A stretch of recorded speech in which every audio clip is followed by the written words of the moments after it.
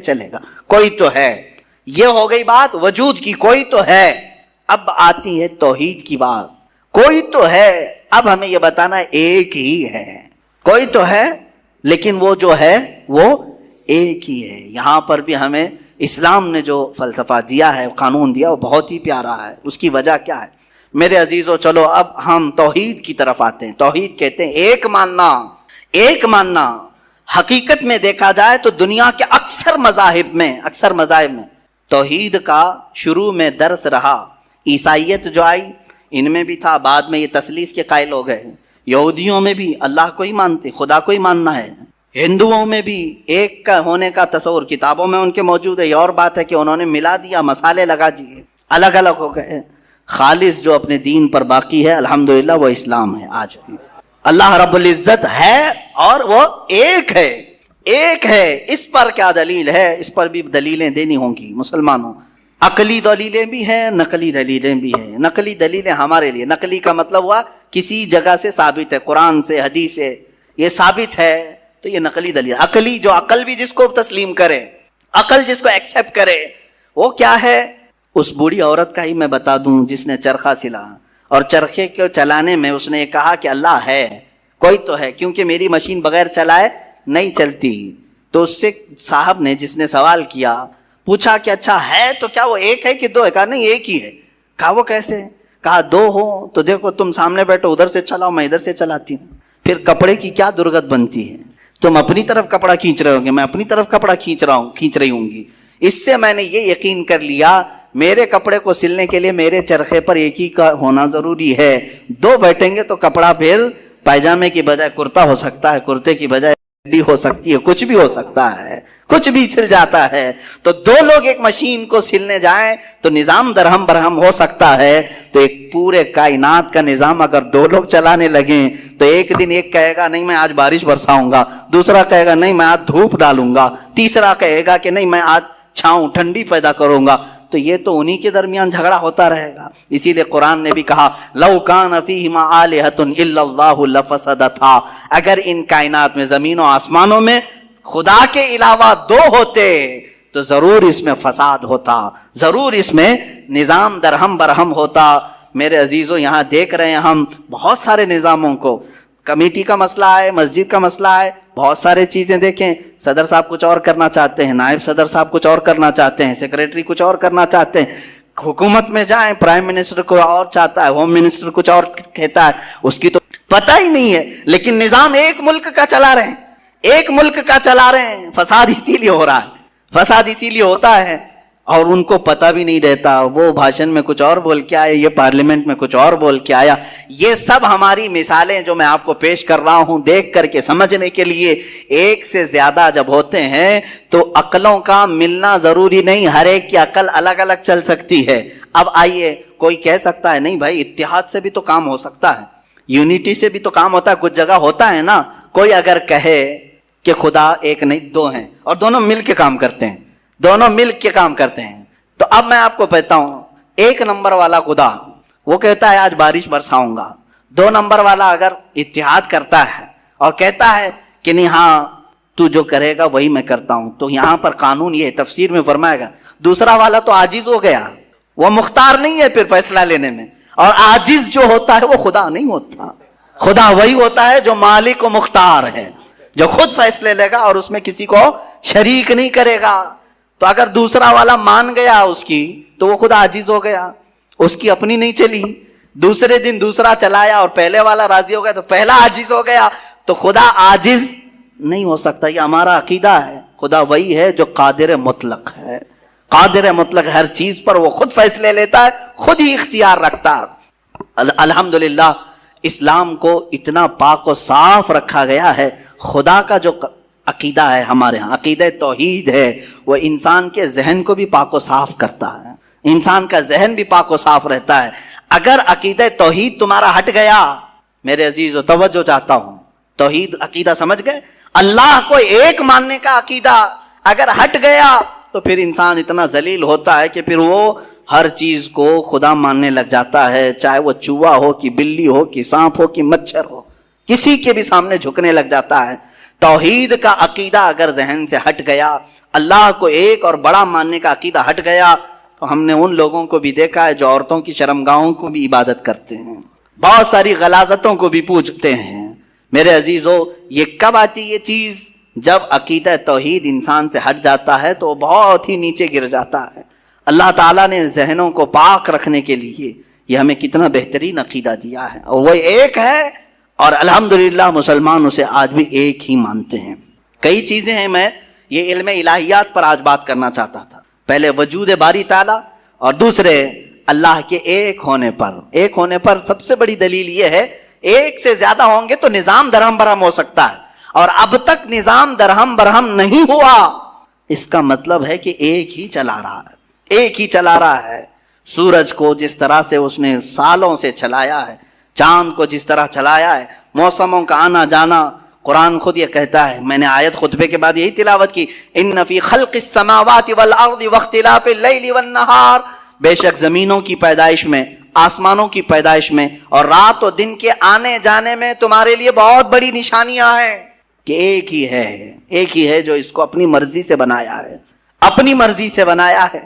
عزیزان گرام وقار، ہندوؤں میں بھی ایک ہونے کا عقیدہ تھا کہ ایک خدا ہے۔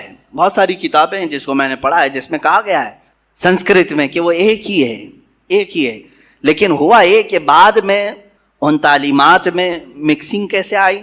جیسے ہمارے ہاں فرشتوں کا تصور ہے، جبرائیل ہیں، میکائیل ہیں، اسرافیل ہیں، اسرائیل علیہم السلام، جو ملائکہ ہیں وہ اللہ تبارک و تعالیٰ نے انہیں مختلف کاموں پر لگایا ہے۔ میکائیل علیہ السلام بارش برساتے ہیں، روزی پہنچانے کے کام میں ہیں، اسرائیل علیہ السلام روح نکالتے ہیں۔ تو ان ملائکہ کو جس طرح سے ہمارے ہاں تصور دیا گیا، اللہ کے فرشتے، تو ان لوگوں نے ان دوسرے کاموں کو دیکھ کر ہر ایک چیز کا الگ الگ خدا بنا لیا۔ ہواؤں کا خدا الگ، بارش کا خدا الگ، آگ کا خدا الگ، پانی کا خدا الگ۔ یہاں پر دھوکہ کھا گئے، وہ خدا نہیں ہے، وہ خدا کے فرشتے، اللہ تبارک و تعالیٰ نے جن کو ان کائنات کے کاموں پر لگایا۔ ہمارا عقیدہ میں بتا رہا ہوں۔ عزیزان گرامی، یہاں پر میں یہ باتیں اس لیے عرض کر رہا ہوں کہ سب سے پہلے وجود باری تعالیٰ اللہ ہے، دوسری چیز وہ ایک ہے۔ اب تیسری چیز آتی ہے جس کے متعلق آج کے بہت سارے دہریے سائنس کے اسٹوڈنٹ وہ کہتے ہیں اگر ہے مان لیا، ایک ہے مان لیا، دکھتا کیوں نہیں ہے؟ یہ بھی سوال ہے۔ ہمارا عقیدہ ہے نراکار ہے، اور وہ آکار مانتے ہیں۔ بعض لوگ ان کے ہاں بھی ہے جو خدا کو نراکار مانتے ہیں کہ وہ نہیں دکھ سکتا۔ میرے عزیزو، یہ جن لوگوں نے ہم سے سوال کیا کہ پھر وہ دکھتا کیوں نہیں، وہ دکھتا کیوں نہیں، اس کے لیے میں جواب یہ بتاؤں گا کہ اگر انسان جس طرح سے آج پیدا کیا گیا، جتنی اس کے اندر کمزوریاں ہیں، انسان کی آنکھوں میں پورا کا پورا سورج نہیں سما پا رہا ہے۔ کڑی دھوپ میں سورج کو کیوں نہیں دیکھتے؟ وہ تو دکھ رہا ہے نا، تو دیکھو 1 گھنٹہ دیدار کرو، درشن کرو سورج کی، کیوں نہیں کرتے؟ نہیں کرتے آپ کے اندر تاب و طاقت نہیں ہے۔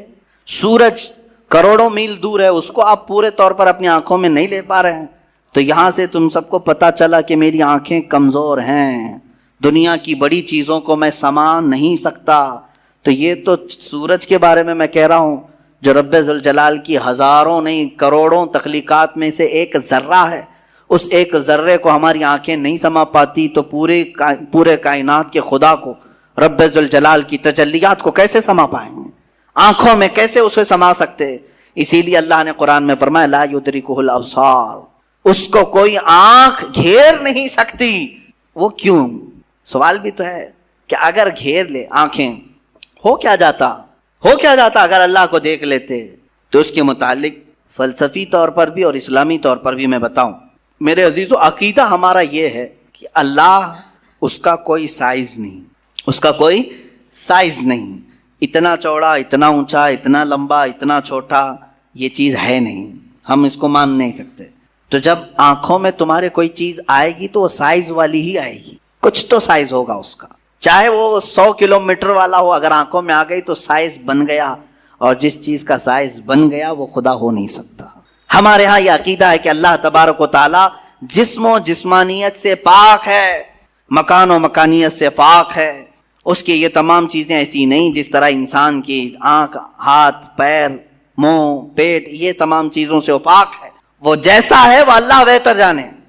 لیکن انسان کی دنیا میں آنکھیں اس چیز کو سما نہیں سکتی، اور جو چیز اس کی آنکھوں میں سما گئی وہ خدا ہو نہیں سکتی۔ اس کے لیے ایک فارمولہ میری طرف سے لے کر کے جاؤ، جس چیز کو بھی دیکھا کسی نے دنیا میں سوائے رسول اللہ کے، میرے آقا صلی اللہ علیہ وسلم ایکسیپشن میں بتا رہا ہوں، حضور کی کو چھوڑ کر کے پوری کائنات کی بات کر رہا ہوں، جس نے کسی چیز کو دیکھا وہ خدا ہو نہیں سکتا۔ ام المومنین عائشہ صدیقہ نے بھی فرمایا ہے کہ جس نے بھی یہ کہا کہ خدا کو یہ دیکھا ہے ظاہری آنکھوں سے، کھلی آنکھوں سے، وہ سب سے بڑا جھوٹ بولا ہے، دنیا کا سب سے بڑا جھوٹ بولا اس نے۔ اب یہ بات میں اسی لیے عرض کر رہا ہوں کہ ہو سکتا ہے تمہارے تک بھی آ جائے وہ بھیجے میں خدا دکھانے والے پیر صاحب۔ ہاں کچھ لوگ خدا کو دکھا کر کے مرید کرانا چاہتے ہیں اور تانا مارتے ہیں، ارے میاں ہم تو دکھا کے مرید کرتے ہیں۔ دکھا کے کس کو؟ بکرے کے بھیجے میں دکھا کر، میاں ان کو یہیں خدا مل رہا تھا، معاذ اللہ رب العالمین، کلیجے میں نہیں، پھیپڑے گردے میں نہیں۔ جس چیز کے کھانے کا شوق پیر صاحب کو ہوا وہاں خدا دکھانا شروع کیا۔ نعوذ باللہ من ذالک، استغفر اللہ۔ یہ نہایت ہی جہالت ہے اور زندیق لوگ ہیں۔ میں آپ سب سے یہ کہنا چاہوں گا جو اس طرح کی بات کرے اس سے یہ کہو کہ پیر صاحب بڑے ہیں کہ موسیٰ علیہ السلام بڑے ہیں؟ کون ہے؟ موسیٰ علیہ السلام بار بار کہتے رہے مولا تو اپنا دیدار کرا دے، اور قرآن کہتا ہے لن ترانی، تم مجھے ہرگز نہیں دیکھ سکتے۔ اور پھر موسیٰ علیہ السلام نے اصرار کیا تو اللہ نے انہیں کوہ طور پر بلایا، اور یہ سب سنتے ہیں نا، معراج کے واقعے میں بھی سنایا جاتا ہے۔ موسیٰ علیہ السلام کو سوئی کے ناکے کے برابر ایک تجلی دکھائی گئی، پہاڑ پورا جل گیا، آپ بے ہوش ہو کر گر پڑے، پیر صاحب ابھی بھی بے ہوش نہیں ہو رہے۔ اللہ کے نبی صلی اللہ تعالیٰ علیہ وسلم سے محبت یہ انسان کی فطرت میں ہونا چاہیے، اور محبت کسی سے ہوتی ہے تو اس کے آثار اس کے چہرے پر بھی ظاہر ہوتے ہیں، اس کی زندگی پر بھی ظاہر ہوتے ہیں۔ آدمی محبت میں جب مبتلا ہوتا ہے تو اس کی زندگی میں چینجنگ شروع ہو جاتی ہے، تبدیلیاں آنے لگ جاتی ہیں۔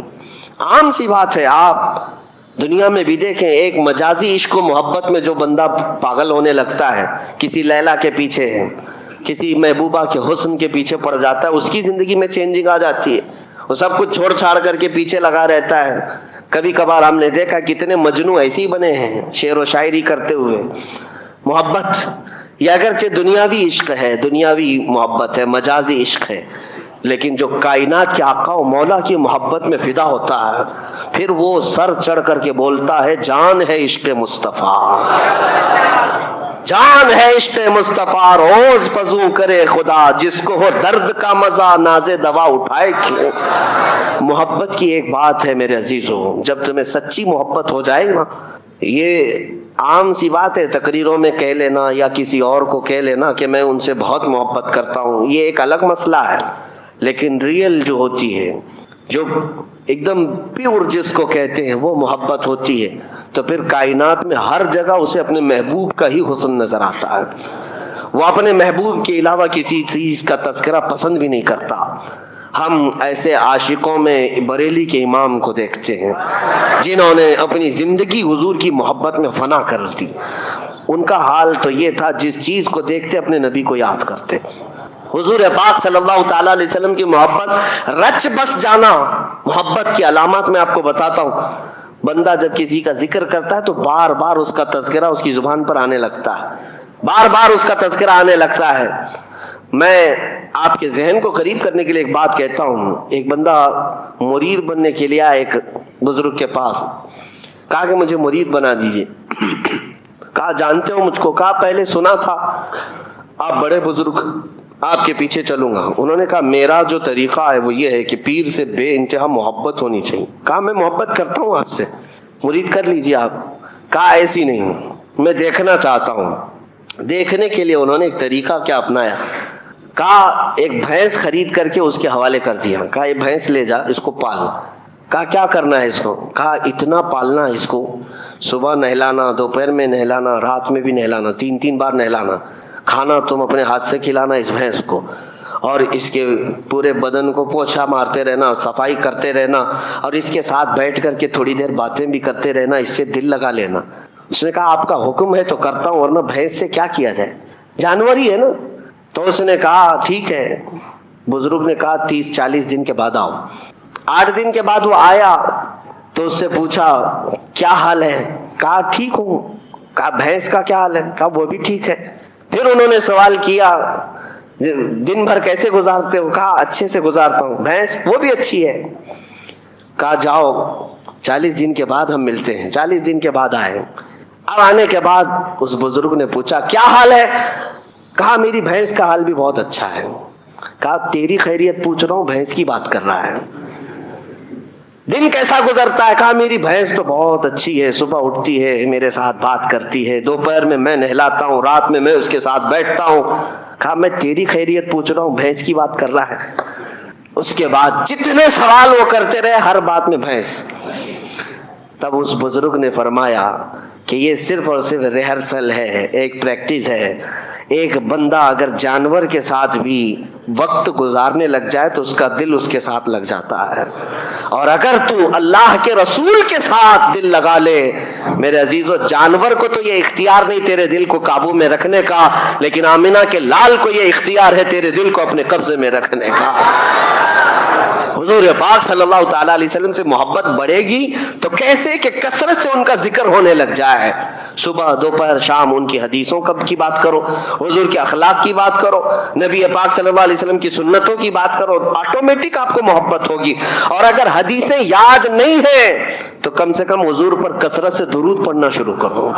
1000 بار روزانہ تم درود پڑھو، پھر 40 دن کے بعد مجھ سے ملاقات کرو. میں آپ سے بتاتا ہوں انشاءاللہ یہ وہ کامل وظیفہ جو امام غزالی نے فرمایا میں آپ کے سامنے کہہ رہا ہوں. 40 دن کے بعد تمہاری خود کی کیفیت یہ ہوگی کہ دنیا تمہیں پھیکی لگنے لگے گی، اور ہر رات تم یہ کہہ کر کے سو گے میرے آقا آؤ کہ مدت ہوئی ہے، میرے آقا آؤ کہ مدت ہوئی ہے. تیری راہ میں آنکھیاں بچھاتے بچھاتے، تیری یادوں میں تیری حسرتوں میں بڑے دن ہو گئے ہیں گھر کو سجاتے سجاتے. یہ کب ہوگی؟ جب کثرت سے تم حضور کو یاد کرو. اعلیٰ حضرت کو ہم نے دیکھا فنا پھر رسول یوں ہی نہیں کہتے. کوئی صاحب آئے اعلیٰ حضرت کے پاس ایک گلاب تحفے میں لے کر آئے. کہا کہ حضور یہ بہت اچھا گلاب ہے، قبول فرما لے. دیکھا، اس کے بعد کہتے یہ تو صبح کھلتا ہے شام میں مرجھا جاتا ہے. میں اس گلاب سے محبت کرتا ہوں جو کبھی نہیں مرجھاتا، جو کبھی نہیں مرجھاتا. لوگ پھول کی تعریف کر رہے تھے، اعلیٰ حضرت سے خاموشی گوارا نہ ہوئی، پھول کو دیکھتے رہے اور پھر نعت بھی لکھتے رہے. کیا؟ سرتاب قدم ہے تنے سلطان زمن پھول، لب پھول دہن پھول زکن پھول بدن پھول. حضور کے ہر عضو کو پھول سے تشبیہ دینے لگ گئے. لب پھول دہن پھول زکن پھول بدن پھول. واللہ جو مل جائے میرے گل کا پسینہ، مانگے نہ کبھی عطر نہ پھر چاہے دلہن پھول. کیا بات رضا اس چمنستان کرم کی، زہرا ہے کلی جس میں حسین و حسن پھول. اب اعلیٰ حضرت کو اٹھا کر دیکھیں پوری نعت پھول پر لکھی ہے لیکن گلاب پر نہیں، مدینے کے گلاب پر لکھی ہوئی. محبت اس کو کہتے ہیں کہ جب اپنے محبوب کا تذکرہ ہو تو دنیا میں کسی بھی شے کا تذکرہ ہو لیکن یاد اپنے محبوب کی آ جائے، یاد اپنے محبوب کی آ جائے. میں نے دیکھا ہے اعلیٰ حضرت کو میں اس لیے زیادہ ذکر کرتا ہوں کہ ان کے کلام پڑھنے کے بعد حضور سے محبت میں اضافہ ہوتا ہی ہے، عشق میں اضافہ ہوتا ہے. اپنا پریکٹیکل تو ہم بتاتے ہیں، باقی دوسروں کا معلوم نہیں.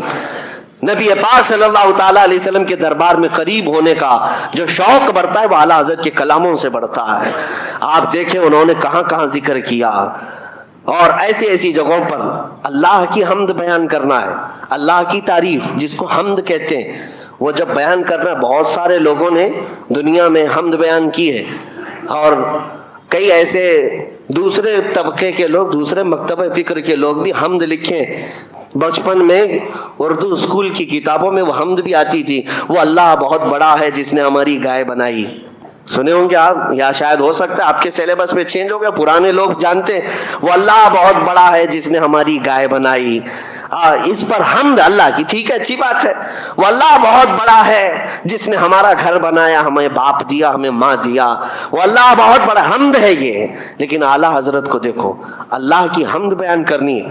یوں کہتے ہیں وہی رب ہے جس نے تجھ کو ہمتن کرم بنایا، ہمیں بھیک مانگنے کو تیرا آستاں بتایا.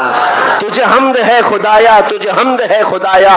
اللہ کی حمد ہے لیکن کس بات پر؟ اس بات پر کہ اللہ کا سب سے بڑا شکر اس بات پر ہے کہ محبوب اپنا قریبی ہوا ہمیں عطا فرمایا. کہیں پر بھی دیکھیں یہ محبت کی علامت ظاہر ہو جاتی ہے، باتوں میں تقریروں میں قلم میں ظاہر ہو ہی جاتی ہے. دعا جب بندہ کرتا ہے تو کیا دعا کرتا ہے؟ دعا میں اپنے کیا کیا عزیز و اقارب کے لیے مانگتا ہے, رشتوں کے لیے مانگتا ہے, اپنی دنیا کے لیے مانگتا ہے. دعائیں یہی ہوتی ہیں. اعلیٰ حضرت کی دعائیں پڑھو. اعلیٰ حضرت دعائیں کیا کرتے تھے؟ اللہ اکبر. وہ بھی مناجات آپ نے سنے ہوں گے, مشہور دعا اعلیٰ حضرت کی, یا الہی ہر جگہ تیری عطا کا ساتھ ہو. یہ ہے نا, پڑھتے بھی ہوں گے. یہ مناجات ہے, یہ دعا ہے, اللہ کی بارگاہ میں مانگی ہوئی دعا ہے. لیکن میں اس کی آج خصوصیت بتاتا ہوں آپ کو, اس دعا کی, اس مناجات کی. پوری دعا اٹھا لینا آپ, جتنے اشعار ہیں اس کے اندر. پہلے مصرے میں اللہ سے طلب, اللہ سے مانگ رہے ہیں, اور دوسرا مصرع جو بھی آئے گا اس میں, اس حمد میں, وہ صرف اور صرف رسول اللہ کو مانگا گیا ہے. حضور کے تذکرے کے علاوہ کچھ بھی نہیں مانگا اعلیٰ حضرت نے. اب میں پڑھ کے سناتا ہوں, دیکھو آپ کیا مانگتے ہیں دعا میں بھی.